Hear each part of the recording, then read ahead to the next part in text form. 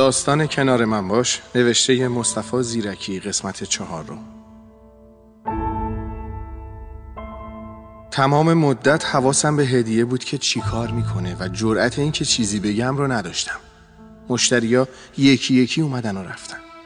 هدیه همچنان مشغول بود و منم اینترنت سیستمش رو آزاد کرده بودم. دنیای عجیبیه. من همیشه دنبال یه زندگی بی دردسر و بی حاشیه بودم و از حرف مردم میترسیدم. اما حالا انگار خدا میخواد منو اینجوری امتحان کنه. اصلا چرا اون روز هدیه میخواست تو مغازه بمونه با اینکه برای استفاده از اینترنت نیومده بود؟ این سوالی بود که تمام ذهنم رو به خودش مشغول کرده بود. روز بعدم این اتفاق تکرار شد و هدیه پشت سیستم شماره 5 نشست و مشغول تایپ کردن شد و من مثل روز قبل نتونستم از پس هدیه بر بیام و اونو متقاعد کنم که اینجا نیاد. این موضوع خیلی فکرمو مشغول کرده بود. هدیه حالا مشتری ثابت من شده بود و من نمیدونستم که روزگار چه سرنوشتی رو برام رقم زده. از کودکی به ساز ویولون علاقه زیادی داشتم. چند سالی هم بود که زیر دست یکی از اساتید خبره این ساز رو آموزش دیده بودم. مادرم همیشه مشوق من بود و به صدای سازی که میزدم گوش میداد. ولی پدرم که دوست داشت من سراغ مداحی برم با این کار زیاد موافق نبود. منم به احترام پدرم توی خونه تمرین نمی‌کردم. به همین خاطر مجبور بودم ظهرها توی کافینت چند ساعتی تمرین داشته باشم. اما با حضور هدیه این کار برام سخت شده بود.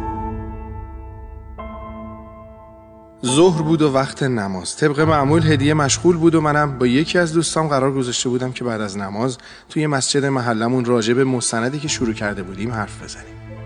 گفتم خانم مرادی، من میخوام برم مسجد. کافینت تا 1-2 ساعت دیگه تعطیله. لطفاً سیستم رو خاموش کنین که منم به نمازم و کارم برسم. هدیه که انگار خیال رفتن نداشت گفت خب برید، من هستم. اگه میخواین درم قفل کنین هیچ ایرادی نداره.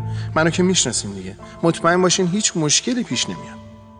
من که اعصاب درست حسابی نداشتم گفتم خانم مرادی، خواهش میکنم از این بچه بازیاتون دست بردارین.